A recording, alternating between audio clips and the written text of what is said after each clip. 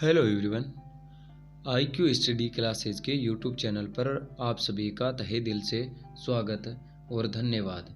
मेरा नाम है प्रकाश और आज मैं आपको बताऊंगा कि किस प्रकार से UAE आपका इतना डेवलप बना।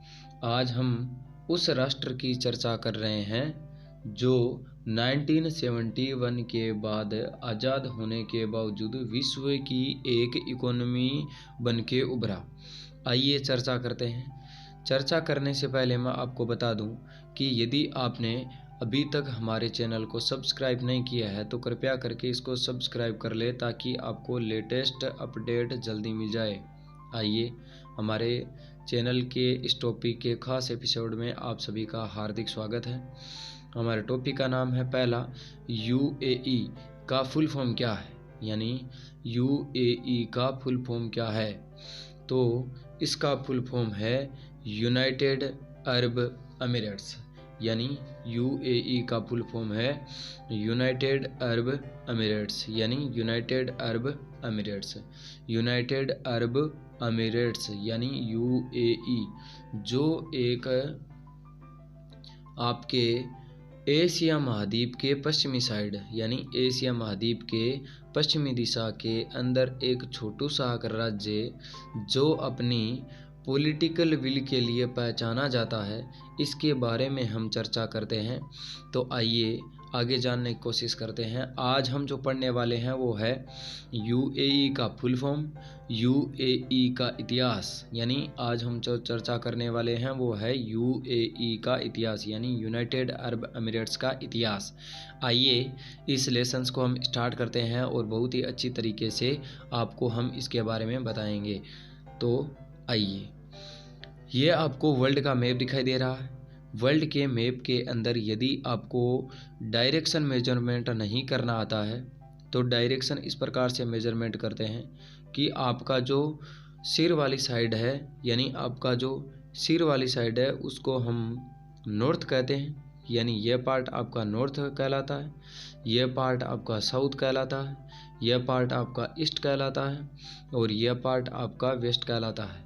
यानी आपका जो राइट हैंड साइड है वह ईस्ट कहलाता है, आपका जो लेफ्ट हैंड साइड है वह वेस्ट कहलाता है। यदि मैं इसकी चर्चा करूं एशिया महाद्वीप की, तो एशिया महाद्वीप के पश्चिम के अंदर यानी वेस्ट साइड के अंदर आप इंडिया दिखाई दे रहा है साउथ एशिया के अंदर। तो साउथ एशिया के इंडिया के यदि आप पश्चिमी दिशा में चलोगे तो पश्चिमी दिशा के बाद में अरब सागर आएगा। अरब सागर के बाद में आपको स्ट्रेट ऑफ हॉर्मूज कंप्लीट करना पड़ेगा और स्ट्रेट ऑफ हॉर्मूज के बाद में एक छोटा सा के कंट्री आता है जिसका नाम आता है यूनाइटेड अरब अमीरेट्स, यानी यूनाइटेड अरब अमीरेट्स। आइए इसके बारे में हम और ज़्यादा जानने की कोशिश करते हैं। ये जो आपका एक छोटू सा राष्ट्र दिखाई दे रहा है जिसका नाम है यूनाइटेड अरब अमीरेट्स, यह आपका पहले किसी का गुलाम हुआ करता था और वो यह हुआ करता था आपका ब्रिटेन का। किसका गुलाम हुआ करता था? ब्रिटेन का। ब्रिटेन के बाद में यह 1971 यानी 1971 के अंदर यह आपका आज़ाद हुआ, यानी ब्रिटेन से क्या हुआ? आज़ाद हुआ। ब्रिटेन से आज़ाद होने के बाद में 1971 में आज़ाद होने के बावजूद यह दुनिया की किस प्रकार से एक बड़ी अर्थव्यवस्था उभरता है, आइए इसके बारे में हम चर्चा करते हैं। तो आपको यदि मैं यह चीज़ बताऊं उससे पहले मैं आपको यह बताना चाहूँगा कि जिस प्रकार से आपको 3 क्षेत्रों के नाम याद होने चाहिए। एक का नाम होता है आपका USA यानी यूनाइटेड स्टेट्स ऑफ अमेरिका, ए का नाम होता है UK, इसी प्रकार से ए का नाम है UAE यानी यूनाइटेड अरब अमीरेट्स। यह इस तीनों आपके जो वर्ड्स है इसके अंदर तीनों में एक चीज़ कॉमन है और वो है यू, यानी you that is known is union, यानी इसको हम कहते हैं संघ। तो 3 क्षेत्र आपके संघ के नाम से प्रदर्शित होते हैं। तो आइए हम इसको देखते हैं। यानी यूनाइटेड स्टेट ऑफ जो संयुक्त राष्ट्र संघ है, संयुक्त स्टेट ऑफ अमेरिका है वह आपके 50 राज्यों से मिलकर बना हुआ है, यानी यह एक आपके 50 राज्यों का संघ है। इसी प्रकार से यूनाइटेड किंगडम यानी यूके आपका 4 राज्यों का एक संघ है, यानी इंग्लैंड, वेल्स, स्कॉटलैंड एंड उत्तरी आयरलैंड, यानी England, Wales, Scotland and northern Ireland. उसी प्रकार से यूएई यानी यूनाइटेड अरब अमीरेट्स, यह आपके 7th अमीरेट्स से मिलकर बना हुआ है, यानी 7 अमीरेट्स से मिलकर बना हुआ है। अब इन जो 7 अमीरेट्स के जो नाम है वो आपको यहाँ पर प्रदर्शित किए गए हैं, जिनके अंदर अबू धाबी, दुबई, अजमान, अल कुवैन और फुजरा है, शारजा है और रेस अल काहिमा, ये आपके 7 अमीरेट्स है। 7 आपके एमिरेट्स है जो यूएई के है, यानी जिससे मिलकर यूनाइटेड अरब ऑफ एमिरेट्स का निर्माण होता है, यानी यूनाइटेड अरब ऑफ एमिरेट्स का निर्माण होता है। ये आपको 7 एमिरेट्स ऑफ द यूएई दिखाई दे रहे हैं।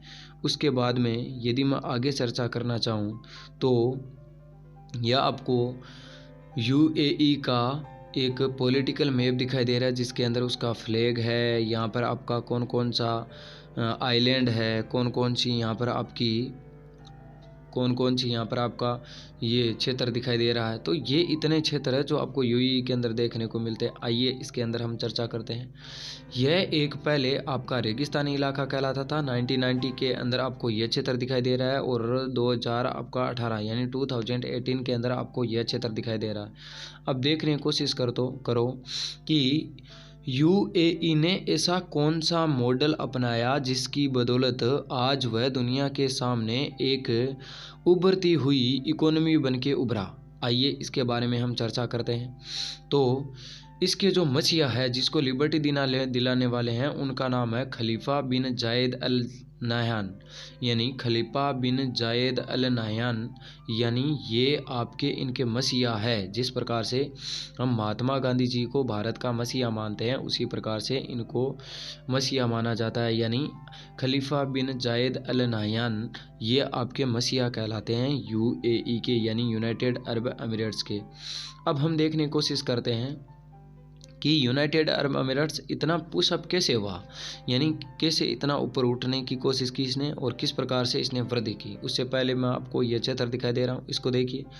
2004, 2010, 2015, 2018 में इस प्रकार से ऊपर गया। 1998, 1999, 1999, 2000, 2001, 2010, 2015, 2017, 18 इस प्रकार से ये ऊपर गया है। आप इसको देखने की कोशिश करोगे, यानी 2000 के बाद में यह इस प्रकार से आपका ऊपर के आया और विश्व के सामने एक देश की मिसाल पेशकश की और एक देश की मॉडल को पेशकश किया, जहाँ पर दुनिया 1971 के अंदर 2 खेमों के अंदर बंटी हुई थी। 1991 के अंदर, जिसके अंदर एक खेमे का नाम था आपका यूएसए यानी नाटो से रिलेटेड था, यानी एक जो आपकी व्यवस्था चलती थी आपकी पूंजीवादी व्यवस्था यानी कैपिटलिज्म, एक आपका चलता था कम्युनिस्ट यानी साम्यवाद और आपका पूंजीवाद, यानी विश्व जो उस दौर में आपका शीत युद्ध के दौर से उभर रहा था, तभी यह एकमात्र ऐसा देश है जो अपनी इकोनॉमी को वृद्धि कर रहा था। इसके पीछे रीजन कौन सा है, तो आइए इसके पीछे हम रीजन जानने की कोशिश करते हैं। तो इसके यूँ कहा जाता है जी कि जिसके यहाँ पर स्ट्रॉन्ग पॉलिटिकल विल होती है वह ज़रूर एक आपका आइडल कंट्री के रूप में उभर के आता है, और यही आपका एग्जाम्पल है यूएई का, यानी यूनाइटेड अरब ऑफ अमीरेट्स का एग्जाम्पल है। यानी यह वह क्षेत्र है जो अपनी स्ट्रॉन्ग पॉलिटिकल विल के लिए पहचाना जाता है, यानी स्ट्रॉन्ग पॉलिटिकल विल के लिए यह पहचाना जाता है। आइए इसके बारे में हम और चर्चा करते हैं कि यह डेवलप किस प्रकार से हुआ। तो इसके अंदर 5 मुख्यतः क्षेत्र है, 4 या फिर 5 आपके मुख्यतः क्षेत्र है जिन बातों को आपको याद करना चाहिए। उनमें से पहला है यहाँ की पॉपुलेशन भी कम ही है, यानी यहाँ की जो जनसंख्या है वह भी लेस ही है, यानी पॉपुलेशन भी यहाँ की कम है, पॉपुलेशन कम है पहला। यहाँ पर आपकी कुल मिला के 99 लाख पॉपुलेशन है, जिसके अंदर 40 लाख इंडिया के और पाकिस्तान के नेटिजन्स है। यानी 40 लाख लोग आपके इंडिया के और पाकिस्तान के हैं, और 50 लाख लोग आपके कहाँ से आते हैं, तो यूनाइटेड अरब ऑफ एमिरेट्स से आते हैं। इतना ही नहीं, पहला रीजन। उसके बाद में इन्होंने शिक्षा को ही महत्व दिया, यानी एजुकेशन को महत्व दिया। उसके बाद में यदि मैं बातचीत करूं तो जब 1971 के अंदर यह आज़ाद हुआ था, उस समय ये जो आपका मोहम्मद राशिद जो खलीफा हुआ करता था, इसने इनको टैक्सेशन के बिना, यानी कोई भी मान लीजिए कि आपकी इंटरनेशनल या फिर मान लीजिए कि आपकी विदेशी कोई भी कंपनी यहाँ पर आपका इन्वेस्टमेंट करने के लिए आती है, तो उससे ज़्यादा टैक्सेशन नहीं वसूला जाता था, इसलिए यह बहुत ज़्यादा डेवलप हुआ। उसके बाद में यहाँ पर निजी क्षेत्र के मामलों में, यानी प्राइवेट सेक्टर के अंदर पब्लिक इंटरफेरेंस बहुत ही कम था, यानी पब्लिक इंटरफेरेंस बहुत ही कम था, यानी जो आपका सार्वजनिक का जो मामला है, यानी निजी क्षेत्र में सरकार हस्तक्षेप नहीं कर सकती थी। उसके बाद में कि लोगों पर प्रतिबंध मिनिमम था, लोगों के ऊपर प्रतिबंध वो मिनिमम था, और तेल के कारण नहीं। आपको इस प्रकार से लगता होगा कि यह तो एक खाड़ी राष्ट्र है और खाड़ी राष्ट्र के कारण आपको यहाँ पर तेल देखने को मिलता है, तो तेल के कारण यह प्रसिद्ध हुआ था। नहीं, तेल के कारण नहीं, यह अपने व्यापार के लिए, अपने ट्रेड के लिए, इंपोर्ट एंड एक्सपोर्ट के कारण आज यह दुनिया की उभरती हुई अर्थव्यवस्था उभरा है। यानी इतना ही नहीं, और भी इसके बहुत ज़्यादा किस्से हैं, जिनके अंदर एक किस्सा यह भी आता है कि जब यह स्वतंत्र हुआ तो ताइवान वाला जो रीजन है, वह रीजन आपको जब चाइना के यहाँ पर चला गया, यानी चाइना ने उसको कवर कर लिया, तो उसके बाद में जितनी भी ताइवान के अंदर जितनी भी आपकी डेवलप्ड जो कंपनियां थी, वो सारी की सारी आपकी शरण लेने के लिए कहाँ पर चली आई, तो यूएई यानी यूनाइटेड अरब ऑफ एमिरेट्स के अंदर चली आई, और फिर वहीं पर ही वे उभरी, और वहाँ पर निजी क्षेत्र के अंदर जो वहाँ का किंग है, जो राजा हुआ करता था, उसने उनको खुली छूट दी, और नो टैक्सेशन यानी विदाउट टैक्सेशन के बिना। तो उसकी बदौलत आपको देखने को मिलता है कि यूनाइटेड अरब ऑफ एमिरेट्स है आज विश्व के सामने अपनी अलग ही मिसाल पेश करता है। आइए इसके बारे में और किस्सों के हम सुनते हैं। तो यदि मैं इसकी चर्चा करूं तो यह आपका इसके अंदर यह सेक्टर दिखाई दे रहा है। उसके बाद में यह इसका डेवलपिंग जो क्षेत्र है वह आपको दिखाई दे रहा है। आप एक इसको देखिए, यानी आप एक इस क्षेत्र को देखने की कोशिश करो और एक इस क्षेत्र को देखने की कोशिश करो। 1990 के अंदर यह दौर इसका है और 2018 में यह दौर है।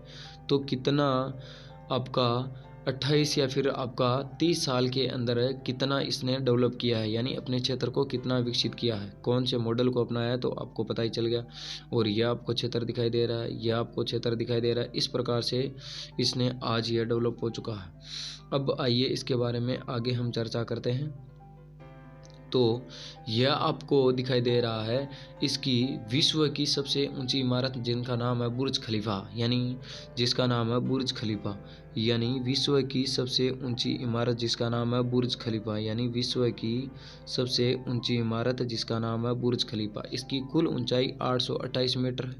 और जो जियोग्राफी की लैंग्वेज के अंदर यदि बोला जाए तो यदि इसके आप ऊपर वाले यानी बॉटम वाले, और यदि आप ऊपर वाले पेंदे के ऊपर जाओगे, यानी ऊपर ही ऊपर आप जाओगे, तो इनके अंदर आपका टेम्परेचर के अंदर -10 डिग्री सेल्सियस की आपकी जो टेम्परेचर है वो -10 डिग्री सेल्सियस डिक्रीज हो जाता है, यानी वह आपका कटौती हो जाती है। टेम्परेचर है वो 10 डिग्री तक कम हो जाता है और ठंड पड़ने लगती है। तो यही आपका रीजन है, जो यह आपका बुर्ज खलीफा जो विश्व की सबसे ऊंची इमारत है। उसके बाद में यही आपका बुर्ज खलीफा है। उसके बाद में यह आपका क्षेत्र दिखाई दे रहा है जिसका नाम है जुमेरा आइलैंड, यानी जुमेरा आइलैंड।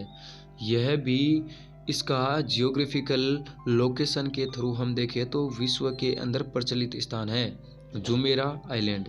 यानी किस प्रकार से पानी के अंदर यह वह क्षेत्र था जहाँ पर आपका रेगिस्तान था, और रेगिस्तान के बाद में किस प्रकार से इसको जुमेरा आइलैंड को विकसित किया, यानी यह आपका क्षेत्र दिखाई दे रहा है जिसका नाम है आपका जुमेरा आइलैंड, यानी जुमेरा द्वीप। उसके बाद में यदि मैं यूएई की और बातचीत करना चाहूँ तो आपका यूएई ऑफिशियल स्ट्रेटजिक जो पार्टनरशिप इन एशिया के अंदर है वह किस प्रकार से यहाँ पर, यानी जो आपका रणनीतिक जो पार्टनरशिप है वह किस प्रकार से बढ़ती जाती है, यह आप देख सकते हो। तो 2015 के बाद में इसने भारत के साथ में डिप्लोमेटिक रिलेशंस को शुरुआत किया था, यानी जो आपके राजनयिक जो संबंध है उनको 2015 के बाद में स्टार्ट किया गया था आपके यूएई और भारत के द्वारा।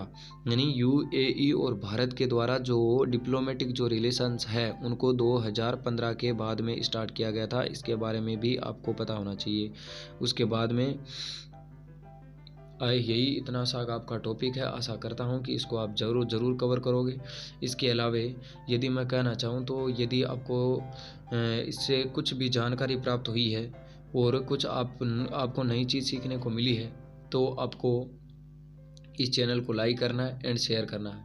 यदि यह है, और इसी के साथ मैं आपसे इजाज़त लेना चाहूँगा। और छोटों को प्यार दें और बड़ों का सम्मान करें और महिलाओं का आदर करें और महिलाओं का आदर करें। इसी के साथ में धन्यवाद।